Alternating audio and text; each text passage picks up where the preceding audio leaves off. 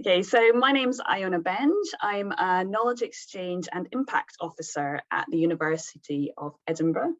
And today I'm going to talk about my project, which was called Depression Detectives.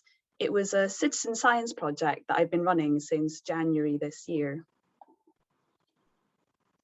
So the aim of this project was to bring together people with lived experience of depression and the researchers who study it as equal partners, and to make depression research better by listening to and working with non-scientists, putting lived experience at the very heart of research.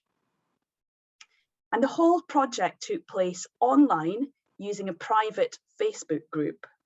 And our method was based on a model created by our partner, Sophia Collins, for a previous project called Parenting Science Gang. So what did we actually do? Well, our first step was to achieve ethical approval. We were then in a position to advertise the project and recruit people to the private Facebook group. By the end of the project, we had about 95 members, approximately 70 of whom were individuals with lived experience of depression, and about 20 who identified as researchers, but who also brought their own personal life experiences to the project too. Once we had some people in the group, we started to run online Q&A sessions with researchers. So these sessions were fixed time, 1 hour, and were fully text-based. So the researcher introduced themselves and the topic, and then the conversation continued as people replied to one another by typing their questions and comments. And when I asked the group what I should tell you today, one of the things that they suggested was that data scientists do more Q&A sessions because they found this format far more interesting and engaging than a standard science talk. We also had lots of discussions in the Facebook group about a whole range of topics. Some of these were raised by our facilitators and others by the group members themselves. Quite often they preceded or followed up on the Q&As or discussed a relevant article or paper that someone had found. And once we had explored some of the current research around depression, we moved on to generating our own research question. And the group came up with 59 questions or broad areas that they were interested in. So through discussion and voting, we narrowed this down, first to 10 questions, and then to one still rather wide area, which had to be narrowed again. And the final question that the group decided upon were, are people's episodes of depression always visible in their medical records? And if they aren't, what are the reasons? So at the same time as generating these questions, we also led discussions with the group about methodology, first exploring a wide range of options, and then narrowing down to what was going to be feasible within our limited timescale. So once we decided our question and our method, we had to go back to ethics and get clearance to proceed. We then co-created a short survey and some focus group questions, which our Depression Detectives members then answered. We also worked with data scientists to create a related question that they could investigate on our behalf. After looking at the categories available within UK Biobank, the question that was chosen was, have participants who have been identified as currently depressed in the mental health questionnaire seen a GP regarding depression?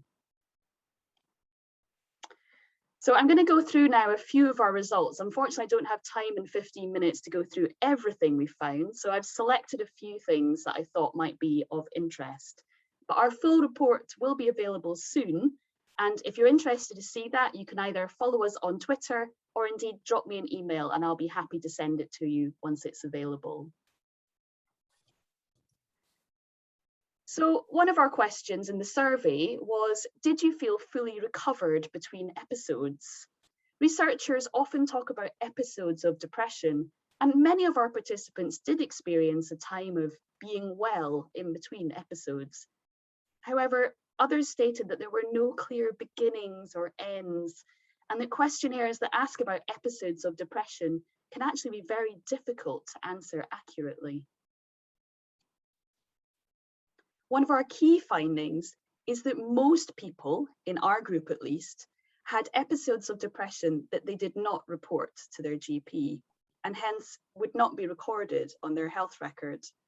This potentially has implications for how researchers interpret the health data record that they work with.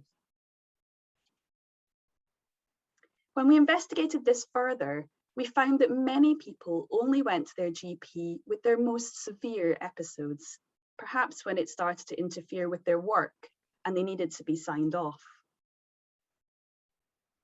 So what did they do instead? A whole host of things. The most common was private talking therapy or counselling, or indeed nothing. However, the implication for data scientists is that most of the things written on these slides wouldn't be recorded in health records either. In the focus group discussions, people talked about trying everything else first and going to the GP only after they exhausted all of these options. However, we also recorded that many people regretted that decision and wished that they had gone to their GP earlier. Similar results were found by the researcher looking at UK Biobank data. 67% of people who were identified by the mental health questionnaire as having depression didn't have a depression diagnosis in their GP records. Now, there could be a whole host of different reasons why this is the case, and Melissa is investigating this finding in more detail, and it'll be interesting to see what comes out of that. And as for the project itself, well, we're currently in the dissemination and evaluation stage. So we're putting together infographics like you can see on this slide that we hope might be useful to researchers and GPs, for example. And we're considering other audiences who may be interested in hearing about this project or its results. We're also undertaking surveys and interviews to understand how people felt about the project itself and how we might change and improve any future citizen science projects that we do. And just before I finish, I wanted to offer a few thoughts and reflections on this project. My first point is that these kind of projects are very time consuming. We had 4 part-time staff involved in this project, together probably making up the equivalent of 1 full-time person. And then we also had researchers, advisors, ethics boards, and many others involved. So there was a lot of time put into this project. This type of project also takes place 24/7. Actually, much more of the activity happened during the evenings and weekends than it did during the standard office hours. And finally, on length, we did this project, this pilot project, in 8 months, but I would ideally say a project like this should last about 2 years. So the group may be open for 12 months, and 6 months before that for preparation and ethics and recruitment, and time at the end for dissemination and evaluation, which easily can take up 6 months each. The second reflection is that standard research ethics didn't really suit a project like this. The main problem at the start is that we couldn't state our research question or our method, because the whole point was to co-create them with the group. This made it really difficult for our ethics board to risk assess the project and did lead to some delays. Another barrier is just the university processes. So we were asked to use information sheets and consent forms before people could join the private Facebook group. And that's not what people are used to when it comes to social media and being able to click quickly through into something and get joined in and get the information they're looking at. However, I'm really pleased to say that as a result of this project and some others, the ethics process for public engagement and PPI is currently being reviewed, and we hope that a suitable process for both can be implemented in the future. Finally, as with all online things, we noticed quite variable participation. Some posts received loads of responses and others no comments at all. And it's hard to judge how much of this was just due to the topic of the post or the amount of time that people had at that particular moment, or perhaps it was to do with Facebook algorithms or something else entirely. And so this is something we'll be investigating during the evaluation process. Yet despite these challenges, we are currently exploring how we might continue and perhaps even grow this group, because we recognise that this type of engagement could be very insightful for future data science work. So all that remains for me to say is a big thank you to the Depression Detectives members for taking part, to Sophia Collins, Andrew McIntosh and Melissa Lewins, and all their teams for their energies and efforts. Thank you. Thank you, and that's terrific, beautifully timed, beautifully clear, and very impressive if you managed to make a change in the ethics approval bureaucracy to speed that sort of thing up in the process. I think we should all watch you around the country and see how you've achieved that. We've got a couple of minutes before we're due to start the next talk, so if anyone would like to pop questions in the chat, we could take one or two perhaps. One thing I was just wondering is whether you found that text-based question answer thing sort of more helpful than other forms, either video or face-to-face back in the days when we did that sort of thing. Did you find that was a better way of promoting people chipping in?